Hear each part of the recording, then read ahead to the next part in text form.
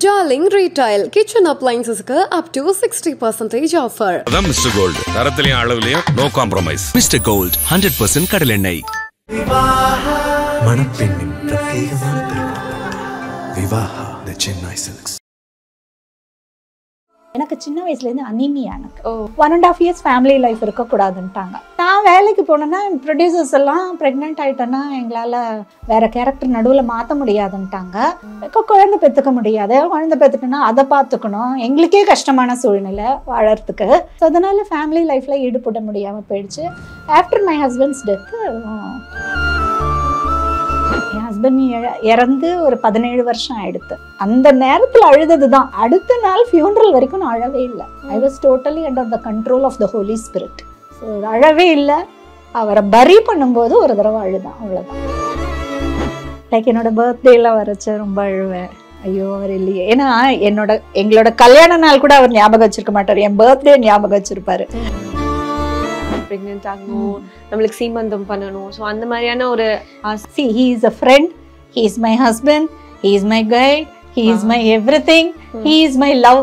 எனக்கு எல்லாமே ஃபுல்ஃபில்ட் ஆயிடுச்சு அவர்கிட்ட. நீங்க பிராமின், ஹஸ்பண்ட் வந்து கிறிஸ்டியன்.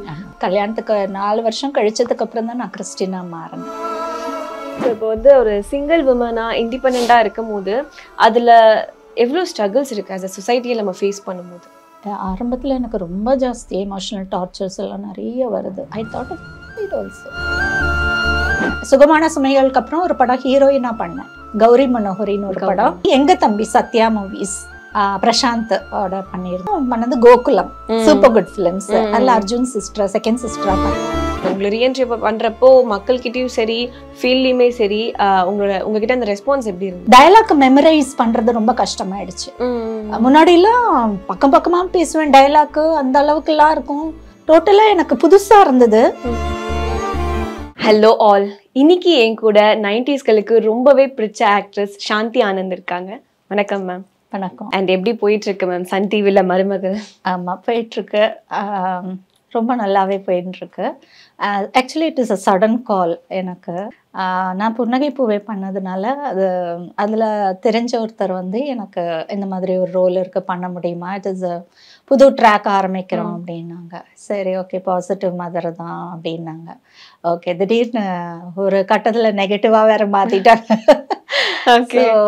அது எப்படி வேணா மாறும், எது இருந்தாலும் நம்ம கொடுத்த இதை நம்ம ஜஸ்டிஃபை பண்ண போகிறோம் அந்த ரோல், அவ்வளோதான். ஸோ போயிட்டுருக்கு, அப்படியே மருமகள் போயிட்டுருக்கு. இஸ் உங்கள் மேரேஜ் லைஃப் நீங்கள் சொல்லும் போது நீங்கள் பிராமின், ஹஸ்பண்ட் வந்து கிறிஸ்டியன்.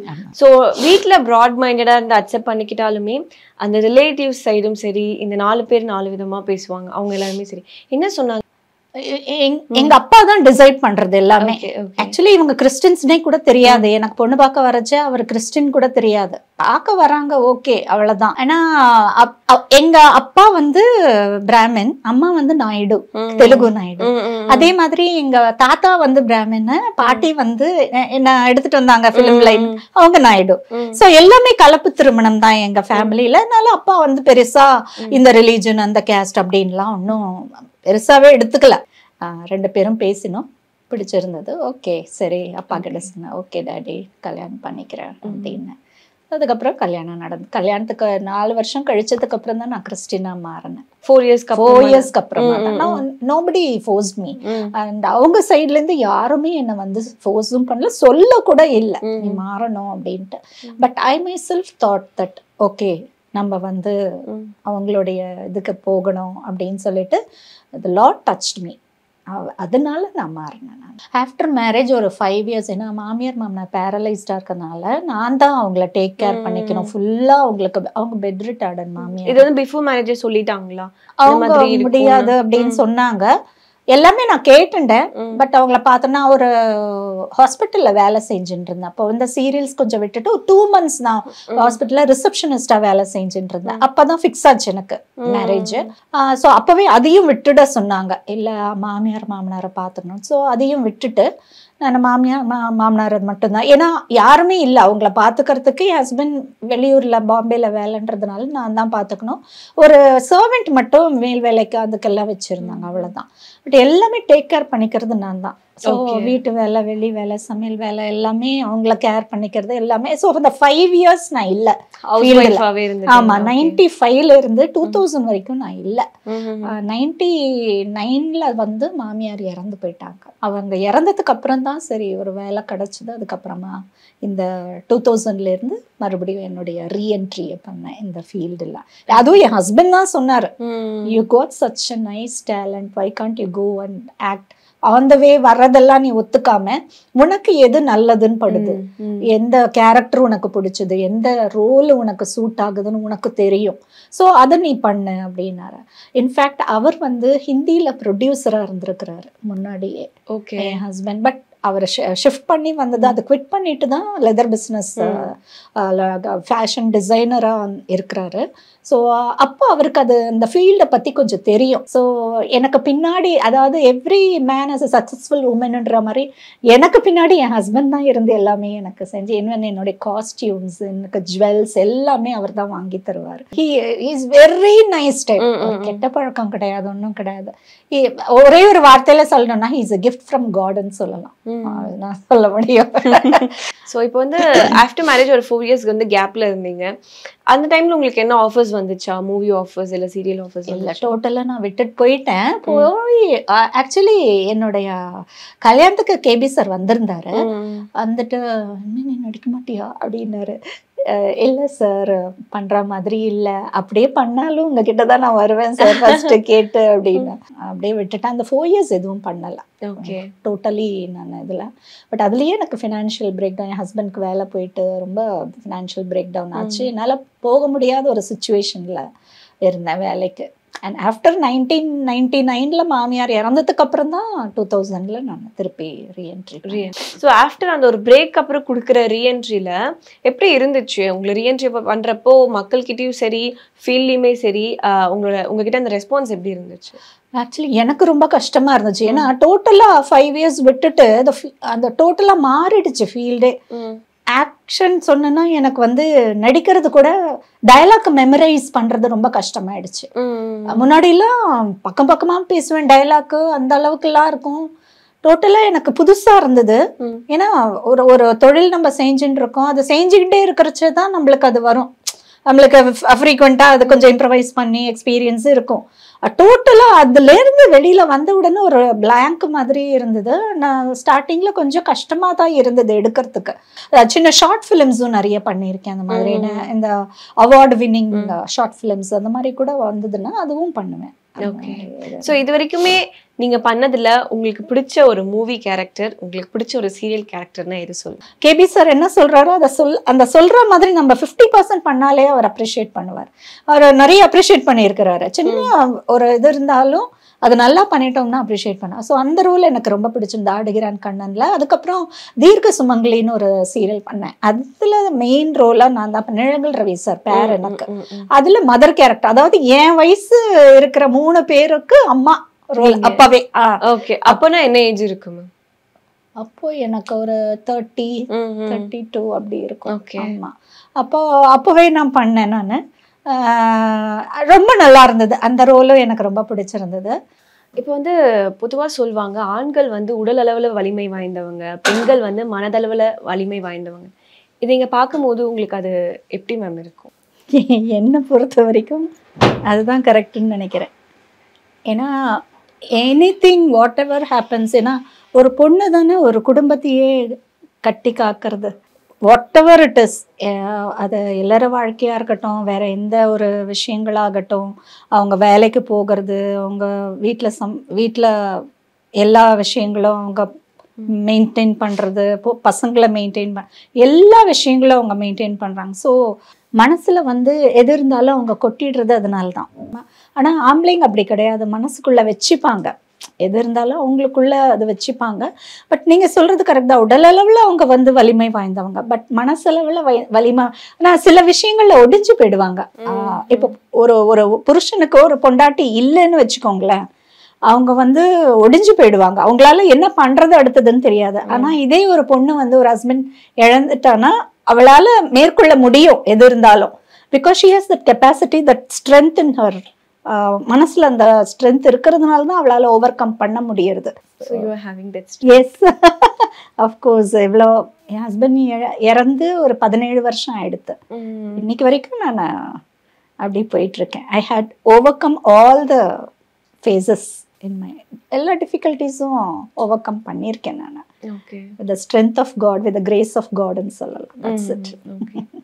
சார் இறந்து 17 இயர்ஸ் ஆயிடுச்சு அண்ட் பசங்களும் இல்லை அப்படிங்கிறப்போ அந்த ஒரு தனிமை அப்படிங்கிற ரொம்ப கொடுமை. ஏன்னா நம்ம நல்லதோ கேட்டதோ நம்ம யார்கிட்டயும் ஷேர் பண்ணிக்கணும்னு நினைக்கிறப்ப கூட டக்குன்னு யாருமே இல்லை அப்படின்னு தோன்றப்போ அந்த ஒரு அதுவே இன்னும் கொஞ்சம் நம்மளுக்கு கஷ்டத்தை தேடி கொடுக்கும்.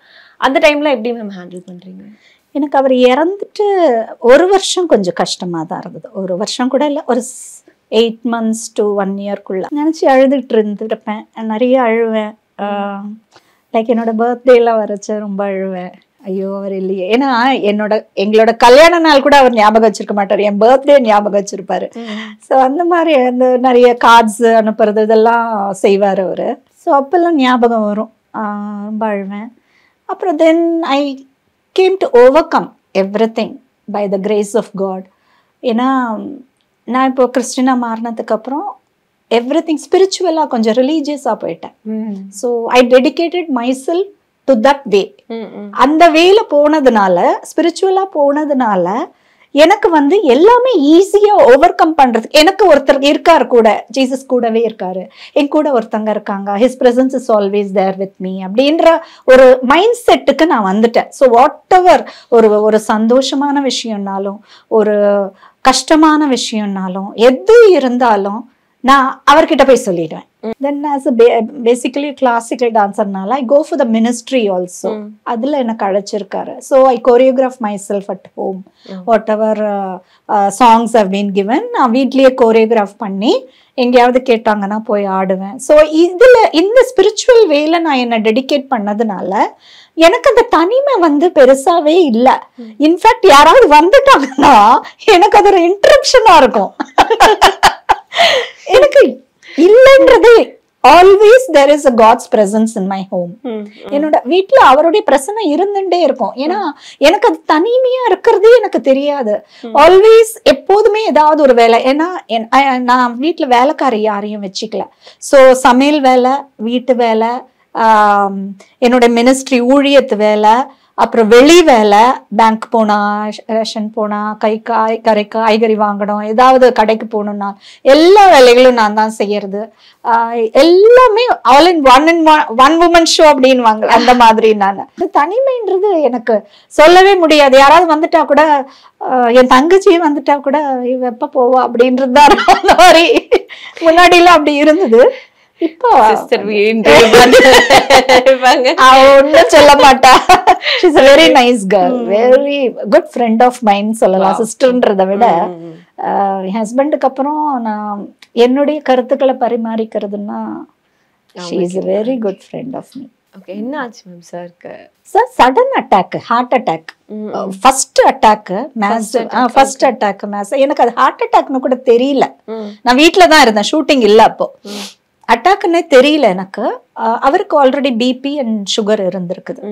அண்ட் அந்த நேரத்தில் காலையில் வந்து I was preparing tiffin for him இந்த கிச்சனில். ஏதோ விக்கல் எடுத்த மாதிரி வந்து போய் பார்க்கும்போது ஒரு மாதிரி இருந்தது. And we rushed him to the hospital. கேஷுவாலிட்டிக்கு ரஷ் பண்ணோம். 40 minutes பம்ப் பண்ணாங்க ஹார்ட். பட் நோ யூஸ் அப்படின்னா. ஏன்னா ஃபர்ஸ்ட் வேற ஒரு இடத்துக்கு ஹாஸ்பிட்டல் கூட்டின்னு போனோம், அங்க வந்து பண்ண முடியாதுன்ட்டாங்க. அன்னைக்கு காலையில மண்டே வேற, முன்னாடி நாள் தான் நானும் அவரும் சர்ச் போயிட்டு வந்திருக்கோம். மண்டே காலையில இது நடக்குது. Full traffic jam. ஒரு ஹாஸ்பிட்டல்ல இருந்து இன்னொரு ஹாஸ்பிட்டல் கொண்டு போறதுக்குள்ள செகண்ட் தடவை வந்திருக்கு அவருக்கு. பேக் டு பேக் வந்திருக்குது. அது தெரியல.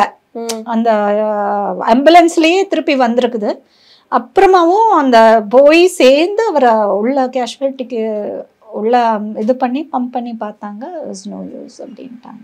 அந்த நேரத்தில் அழுததுதான். அடுத்த நாள் ஃபியூனரல் வரைக்கும் நான் அழவே இல்லை. I was totally under the control of the Holy spirit.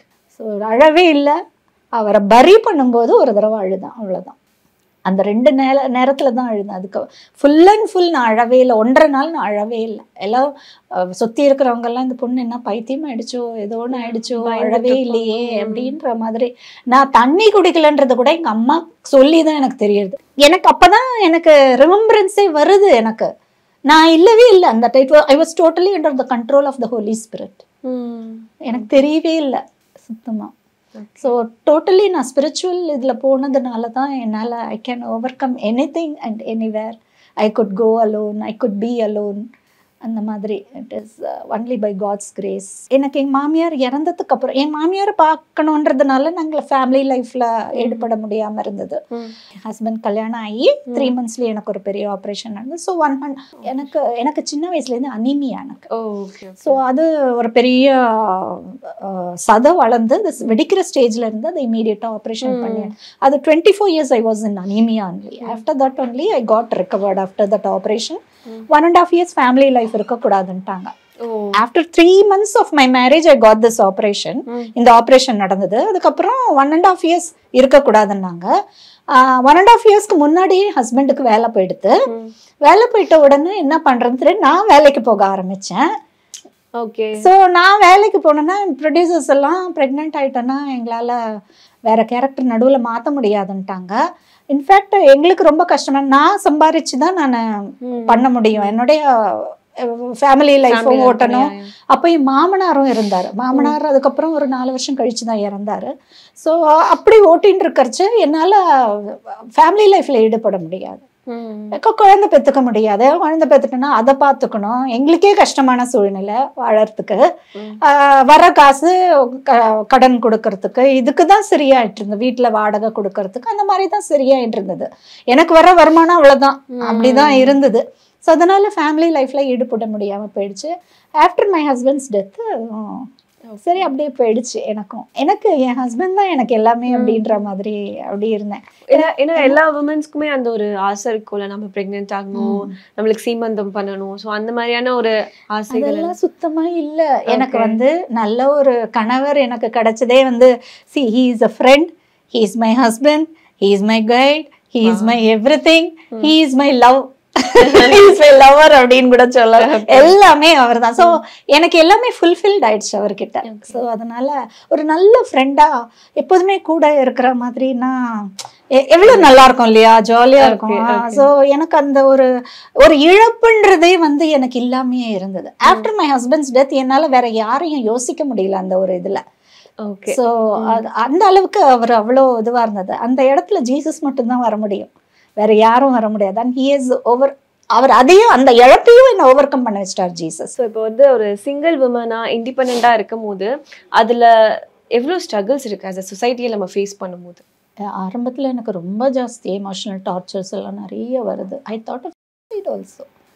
ரொம்ப அவர் இறந்துட்டு ஒரு வருஷத்துக்குள்ளேயே எனக்கு நிறைய பிகாஸ் நிறைய கடன்லாம் இருந்தது.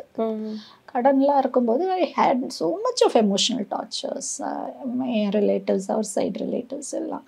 ஐ wanted to get relieve from the debts first. அதனால தானே எனக்கு ப்ராப்ளம். எனக்கு அந்த கடன் முதல்ல அடைக்கணும் அப்படின்னு I started praying to the Lord. அவர் இறந்துட்ட உடனே எனக்கு நிறைய ஆப்பர்ச்சுனிட்டிஸ்னா எனக்கு ப்ரொபோசல்ஸ் எல்லாம் கூட நிறைய. I don't want to get into that. Okay. Because அவர் மாதிரி எனக்கு ஏன்னா இப்போ ஒருத்தரை கல்யாணம் பண்ணிக்கிறேன்னு வச்சுக்கோங்களேன், அவர்கிட்ட என் ஹஸ்பண்டை பத்தி சொன்னா என்ன ஆகும் சொல்லுங்க? ஹானஸ்டா இருக்க முடியுமா அந்த ஆள் கிட்ட? கண்டிப்பா இருக்க முடியாது. நான் அவரை பத்தியே நினைச்சுட்டு சொல்லிக்கிட்டு இருந்தேன். அப்புறம் எதுக்கு கல்யாணம் பண்ணிக்கணும்? இவருக்கும் நான் ஹானஸ்டா இருக்க முடியாது, அவர்கிட்டயும் நான் ஃபெய்த்ஃபுல்லா அவரையே நினைச்சிட்டு இருந்தேன்னா அது தப்பு இல்லையா? அது ஷுடன்ட் பி லைக் தட். அதனால ஐ டோன்ட் வாண்ட் தட் அப்படின்ட்டு. எங்க அப்பா நிறைய எடுத்துட்டு வந்தாரு. டாடி தனியா இருக்க கூடாது அப்படின்லாம் ரொம்ப இதெல்லாம் பண்ணாரு. ஐ டோன்ட் வாண்ட் டாடி அப்படின்னு. பிகாஸ் எனக்கு தெரியும் என்ன பத்தி. ஏன்னா அவரை நினைச்சிட்டே உட்கார்ந்துட்டு இருந்தேன்னா அது தப்பு இல்லை, இன்னொருத்தரோட வாழ முடியல. ஸோ அந்த பாசிட்டிவ் நெகட்டிவ்னு எடுத்துட்டு வரப்போ ஆக்ட்ரஸ்க்கு ஸ்டார்டிங்ல எல்லாம் ஒரு சேலஞ்ச் இருக்கும். இப்படியும் காட்டுறாங்க அப்படியும் காட்டுறாங்க, மக்கள் எப்படி எடுத்துக்க போறாங்க? ஆமா, ஆக்சுவலி ஆர்டிஸ்ட்னா எல்லா விதமாகவும் பண்ணணும். எனக்கு அதுதான் ரொம்ப பிடிக்கும். 90sல பண்ணும்போதெல்லாம் என்னோட ஃபேஸை பார்த்து எல்லாம் சிம்பத்தி ரோல்ஸ் தான் முக்கால்வாசி எனக்கு கொடுத்துட்டு இருந்தாங்க. அது அது 90s ஒரு என்ன சாரோஃபுல் மதர் சாரோஃபுல் கேர்ள் அப்படின்ற மாதிரி தான் போயிட்டு இருந்தது. ஆனால் அதுக்கப்புறமா வந்து காமெடியும் கொடுக்க ஆரம்பித்தாங்க, நெகட்டிவும் கொடுக்க ஆரம்பித்தாங்க. நெகட்டிவ்ல இன்னும் பிரேக் எனக்கு ஆச்சு. அடிகிறான் கண்ணன் சன்லெல்லாம் பண்ணுறச்சு ரொம்ப பிரேக் எனக்கு. அண்ட் காமெடி வந்து ரோஜா கூட்டம்ல பண்ணியிருக்கேன். ரொம்ப அந்த 5 ஹீரோயின்ஸை ஓவர் கம் பண்ணுற மாதிரி ஒரு நல்ல ரோல் எனக்கு ரொம்ப பிடிச்சிருந்தது. But it was very different and difficult for me. இனிஷியலாக ஆரம்பிக்கிறச்சு எனக்கு ரொம்ப டிஃபிகல்ட்டாக, ஏன்னா எல்லாமே சிம்பத்தியாக பண்ணிட்டு திடீர்னு எனக்கு வந்து இந்த மாதிரி ஒரு புது ஜேர்னல் பண்ணும்போது எனக்கு ரொம்ப கஷ்டமாக இருந்தது. ஆனால் டைரக்டர் எனக்கு வந்து ரொம்ப ஈஸியாக இது பண்ணி கொடுத்தாரு. ஸோ ரொம்ப என்ஜாய் பண்ணி பண்ணேன். It reaches the audience very easily. In fact எல்லாருமே பாசிட்டிவ் பண்ணும்போது ஈஸியா பண்ணிடலாம், பட் நெகட்டிவ் காமெடி இதெல்லாம் பண்றச்சு ரொம்ப கஷ்டம். அது வந்து it reaches the audience very easily and ரொம்ப இம்பாக்டா இருக்கும். நீங்க கரண்டா பண்ணிட்டு இருக்கிற சீரியல் பத்தி சொல்லிட்டீங்க, பட் ஆனா அது ஸ்டார்டிங்னு ஒண்ணு இருக்கும் இல்லையா, அந்த ஒரு ஆரம்ப புள்ளி நீங்க உங்க சின்ன வயசுல லைக் காலேஜ் டைம்லயே நீங்க ஸ்டார்ட் பண்ணிட்டீங்க? முன்னாடில இருந்து ஆரம்பிச்சிட்டேன் நான் ஆக்சுவலி. ஃபுல் பிளெஜ்டா வந்தது காலேஜ்க்கு அப்புறம் தான். பாட்டி வாஸ் இன் ஜெமினி இதுல இருந்தாங்க. ஸோ அவங்களுக்கு அந்த இன்ட்ரெஸ்ட் என்ன எடுத்துட்டு வரணும்னா, but date was not in that. அவ வந்து நல்ல ஒரு ஃபேமிலி இதுவா வரணும் அப்படின்றது தான். ஒரு ஃபேமிலி ஒரு ஆஃபீஸில் போய் இது வேலை செஞ்சு அப்புறமா செட்டில் ஆகணும், கல்யாணம் பண்ணி கொடுக்கணும் அப்படின்னு தான் டேடியோட பிளான். வெயிட் அண்டில் டார்க்னு ஒரு படம், அப்போ நான் குழந்தையா இருந்துச்சு. அப்போ 60s வந்த படம், அது இங்கிலீஷ்ல ஹாலிவுட் பிக்சர். அது வந்து தெலுங்குல வந்து சீரியலா பண்ணும்போது அப்ப அந்த குட்டி பொண்ணு அதுல ஒண்ணு நடிச்சிருக்கும். அதுதான் மெயின் சஸ்பென்ஸ் உடைக்கும் அந்த குழந்தை தான். ஸோ அந்த குழந்தைய நான் பண்ணியிருந்தேன் அந்த தெலுங்கு சீரியல். அதுதான் என்னுடைய, அது வந்து நான் ஒரு 8th படிச்சுட்டு இருப்பேன்னா அந்த மாதிரி அப்போவே பண்ணேன் நானு. ஓ, அப்போ மௌனம் சீரியல் இல்லையா? மௌனம் அதுக்கப்புறம் ரொம்ப வருஷம் கழிச்சு. Okay. when I was studying in 12th like that, மௌனம் தான் ஃபர்ஸ்ட் சீரியல் 90s பிகினிங்ல. அப்போ 88 நினைக்கிறேன். ஓகே. அதுக்கப்புறம் தான் 90sல நான் சுகமான சுமைகள் வந்தது. ஃபர்ஸ்ட் மௌனம் சீரியல் தான். அதுக்கப்புறம் தான் ஃபுல்லா ஒரு 2 வருஷம் கேப். அப்புறம் தான் பார்த்திபன் சார் என்ன வந்து இந்த மாதிரி தேடுறாங்க, ஒரு சிஸ்டர் ரோல் இருக்கு அப்படின்னு சொல்லிட்டு கேள்விப்பட்டு போன அடுத்த நாளே எனக்கு வந்து செலக்ட் பண்ண, அடுத்த நாள் ஷூட்டிங் அப்படின்னாரு. அது ஒரு டைலாக்கை கொடுத்தாரு பார்த்திபன் சார். இந்த டைலாக் கொடுத்தாரு, அது பேசிட்டேன். ஓகே ஓகே நாளைக்கு ஷூட்டிங் வரையா அப்படின்னாரு. எனக்கு சட்டுன்னு பயங்கர இதுவாக இருந்தது, அண்ணா நாளைக்கே வா அப்படின்னு. அப்புறம் ஐ டிட் இட், அந்த ரோல் பண்ணேன். பட் நான் 6 இயர்ஸ்லேருந்து டான்ஸ் கற்றுண்டேன், கிளாசிக்கல் டான்ஸ், பரதநாட்டியம் கற்றுண்டதுனால அது அப்படியே போயிட்டே இருந்தது. என்னோட ஃபர்ஸ்ட் ஃபிலிம் சுகமான சுமைகளில் கூட சார்கிட்ட எனக்கு ஒரு ப்ரோக்ராம் இருந்தது. அந்த 9 நாள் கோயில் எல்லாம் திருவேற்காடு அந்த மாதிரி கோயிலில் பண்ணுவாங்க பார்த்தீங்களா, அந்த மாதிரி ப்ரோக்ராம்ஸ் எல்லாம் எங்கள் ட்ரூப்பில் போவோம். நாங்கள் நிறைய நாட்டிய நாடகமும் போடுவோம், தனியாக நிறைய ப்ரோக்ராம்ஸ் பண்ணுவோம் அந்த மாதிரி. அப்படி போகிறச்சே எனக்கு இந்த ஃபிலிம் வந்துருச்ச உடனே என்னால் கொடுக்க முடியல. நான் சொன்னேன், சார் நான் போய் தான் ஆகணும் அப்படின்ற. பார்த்து என்னம்மா இங்கே ஷூட்டிங் நடக்குது, உன்னால நின்றுடும் போல இருக்க ஷூட்டிங்னு. சார் நான் வந்து பண்ணுவேன் சார் அப்படின்னு சொன்னேன். சரின்னு சொல்லிட்டு அவர் என்ன பண்ணாரு, 2 அசிஸ்டன்ட் டைரக்டர்ஸ் என்னோட அனுப்புனாரு. அனுப்பி நான் போய் ப்ரோக்ராம முடிச்சுட்டு நைட் 2 மணி வரைக்கும் வந்து நடிச்சு கொடுத்துட்டு நான் 3 மணிக்கு போனேன் வீட்டுக்கு. அப்படி இல்லாம எனக்கு அந்த அளவுக்கு ஒரு பைத்தியம் அப்ப நான் டான்ஸ்னா. அதே மாதிரிதான் கேபி சாரோடதும் அதே மாதிரிதான் பண்ணேன். Computer classes இருக்குன்னுவேன். அவர் வந்து அடுத்த இதுல உன்ன ஹீரோயின் சின்ன பொண்ணு அப்படிங்கறதால தெரியாது இல்ல, அவர் மேனேஜர் கிட்ட சொல்லி அந்த பொண்ணு கிட்ட சொல்லி வைங்க, அதுதான் 4 நாள் இங்க இருக்குதுன்னு சொல்லி வைங்க. மேனேஜர் வந்து என்கிட்ட சொன்னாங்க. சரி சரி ஓகே ஓகே நான் லீவ் போட்டுறேன் அப்படின்னு சொல்லிட்டேன் நான். அந்த மாதிரி அப்பெல்லாம் தெரியாது அந்த அளவுக்கு, அந்த ஒரு சின்சியாரிட்டி தெரியாது இந்த பிலிம். அப்ப சின்ன வயசுல வந்துட்டோம், ஏதோ ஒண்ணு பண்ணாங்க பண்றோம் அப்படின்னு சொல்லிட்டு தான். அப்பா அதுக்கப்புறம் அக்செப்ட் பண்ணிக்கிட்டாரு, பண்ணுங்க. ஆமா, அது ஒரு தொழில் தானே அப்படின்னு சொல்லிட்டு சரி வர வரைக்கும் இல்லையா. அப்பா நம்ம சினி ஃபீல்ட்ல இல்ல, அப்பாவும் அம்மாவும் சினி ஃபீல்ட்ல இல்ல. ஓகே. பாட்டி கேக்கலையா? 2 பாட்டிங்களும் சினி ஃபீல்டு தான், 2 சித்திங்களும் சினி ஃபீல்டு தான், 2 மாமாங்களும் சினி ஃபீல்டு. ஃபர்ஸ்ட் சீரியல்ல தான் பண்ணேன் கேபி சார் தான். அப்புறம் தான் டூயட் ஃபிலிம் பண்ணேன். சுகமான சுமைகளுக்கு அப்புறம் ஒரு படம் ஹீரோயினா பண்ணேன், கௌரி மனோகரின்னு ஒரு படம். அது ரொம்ப ஓடலை, இருந்தாலும் அது மெயின் டைட்டில் ரோல் பண்ணியிருந்தேன். பூர்ணம் விஸ்வநாதன் சார் தான் என்னுடைய அப்பாவா பண்ணாரு. அதுக்கப்புறம் பண்ணது எங்க தம்பி சத்யா மூவிஸ், பிரசாந்த் ஓட பண்ணியிருந்தேன். செகண்ட் லீடா பண்ணியிருந்தேன். அதுக்கப்புறம் பண்ணது கோகுலம், சூப்பர் குட் ஃபிலிம்ஸ். அதில் அர்ஜுன் சிஸ்டர் செகண்ட் சிஸ்டரா பண்ணியிருப்பேன். ஸோ கோகுலம் பண்ணிட்டதுக்கு அப்புறம் டூயட் எனக்கு வந்துச்சு. அது டூயட் பண்றதுக்கு முன்னாடி தான் சீரியல் பண்ணிட்டு இருந்தேன். சாரோட கேபி சாரோட சீரியல்ஸ் பண்ணேன். அப்புறம் ஹீரோயினா கொடுத்தாரு அவர் ஒரு சீரியல், அது ரொம்ப நல்லா போச்சு. அது சேரன் எக்ஸ்பிரஸ்ன்னு சொல்லிட்டு அதுல வந்து பாத்தீங்கன்னா 4 கேரக்டர்ஸ் தான். அந்த கதையை அவ்வளவுதான் எழுதியிருப்பாரு. ஹீரோயினா பண்ணேன். அதுல பண்ணிட்டு ஐயா கருணாநிதி ஐயா வந்து கேட்ட அந்த பொண்ணு யாருன்னு கேட்டாராம். இப்ப நான் டூயட்டுக்காக நான் போனேன். நிறைய ஆர்டிஸ்ட போட்டுட்டு இருந்தாரு. அப்ப சார் உங்க படத்துல பண்ணணும்னு ஆசை சார் அப்படின்னு. அம்மா உனக்கு வந்து கருணாநிதி ஐயாவே கேட்டாரு, இந்த பொண்ணு யாருன்னு கேட்டாரு. சோ அந்த மாதிரி ரோல் உனக்கு கொடுக்கணும்னு நினைக்கிறேன், இதுல எதுவும் அந்த மாதிரி ரோல் இல்ல அப்படின்ட்டாரு டூயட்ல. அப்புறம் நான் சொன்னேன் சார் இங்க எந்த ரோல் கொடுத்தாலும் நான் பண்றேன், உங்க படத்துல பண்ணணும் சார். சீரியல்ல பண்ணிட்டு நான் எது இருந்தாலும் நான் பண்ணேன். சரி உனக்கு டான்ஸ் வருமா அப்படின்னாரு. வரும் சார், எனக்கு கிளாசிக்கல் டான்சர் தான் அப்படின்னா. இந்த கிளாசிக்கல் எல்லாம் கிடையாது, டான்ஸ் பண்ணுவேல்ல. ஓகே சரின்னா அப்போ மீனாட்சி சேஷாத்ரி அதுல டான்ஸ் டைரக்டரா வருவாங்க.